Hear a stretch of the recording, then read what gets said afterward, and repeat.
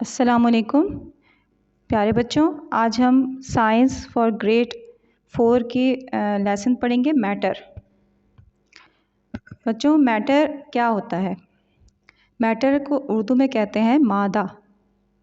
Matter non living thing है और तमाम मैटर एटम से बनते हैं। एटम बहुत ही टाइनी होता है, बहुत छोटा होता है, जिससे हम अपनी आँखों से नहीं देख सकते हैं। ये हमें माइक्रोस्कोप से ही नज़र आता है। तमाम मैटर एटम से बनते हैं। एटम, दो एटम और या दो से ज़्यादा मिलकर मॉलिक्यूल बनाते हैं। मॉलिक्यूल आपस में कंबाइन होकर मैटर बनाते हैं। तमाम मैटर एटम से बनते हैं।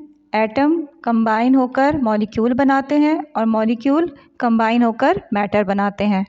तो आपको समझ में आ गया कि मैटर क्या होता है। मैटर नॉन लिविंग थिंग्स हैं और मैटर की निशानी, ये खुसूसियत ये है कि ये जगह घेरता है और ये वज़न रखता है। तमाम मैटर एटम से बने हुए होते हैं। एटम मिलकर मॉलिक्यूल बनाते हैं और मॉलिक्यूल मिलकर मैटर बनाते हैं। अब हम आगे पढ़ेंगे स्टेट ऑफ मैटर। मैटर की हालतें। मैटर कितनी हालतों में पाया जाता है? तो तमाम मैटर 3 हालतों में पाए जाते हैं।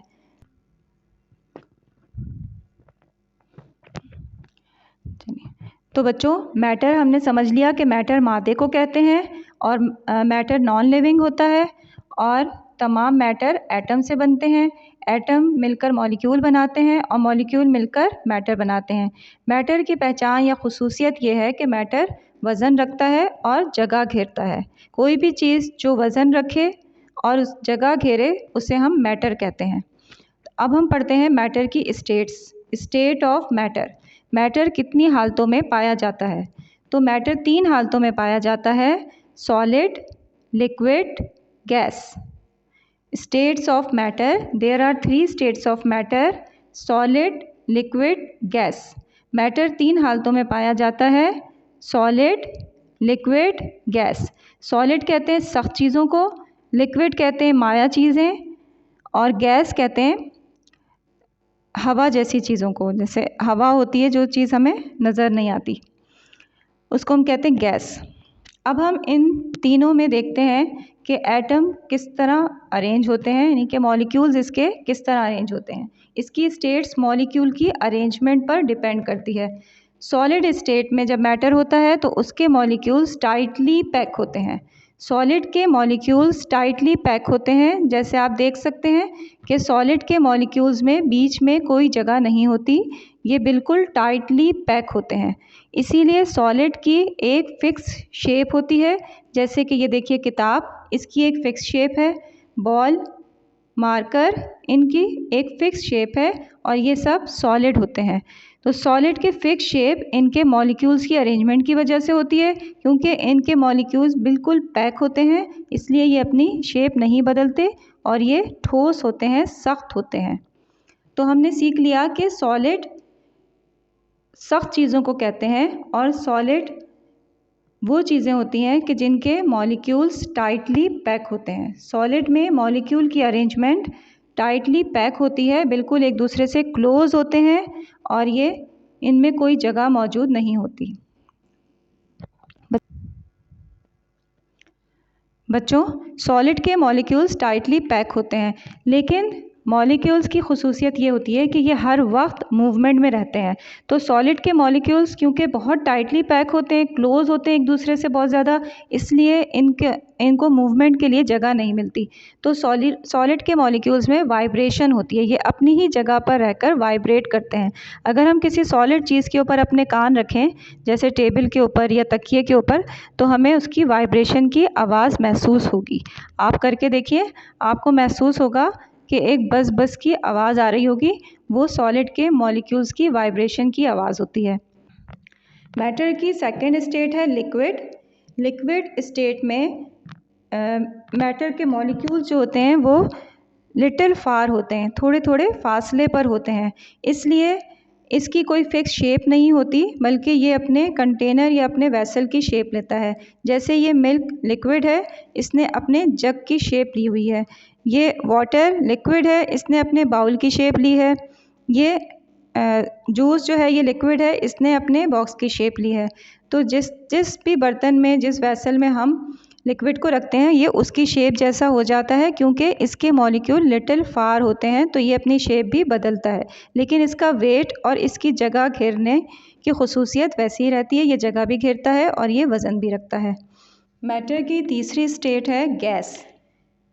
गैस स्टेट में मैटर के मॉलिक्यूल्स बहुत फार होते हैं, वेरी फार होते हैं। गैस स्टेट में मैटर के मॉलिक्यूल्स वेरी फार होते हैं, जैसे कि आप देख रहे हैं ये मॉलिक्यूल्स बहुत दूर दूर हैं एक दूसरे से। और गैस स्टेट में हम इसको देख भी नहीं सकते अपनी आँखों से। इसका वेट होता है लेकिन इसका वॉल्यूम फिक्स नहीं होता। जितनी दूर भी ये फैल सके, ये जितनी भी इसको जगह मिले, ये वहाँ तक फैल जाते हैं। और बहुत दूर होने की वजह से हमें नज़र भी नहीं आते, लेकिन हम इसे महसूस कर सकते हैं।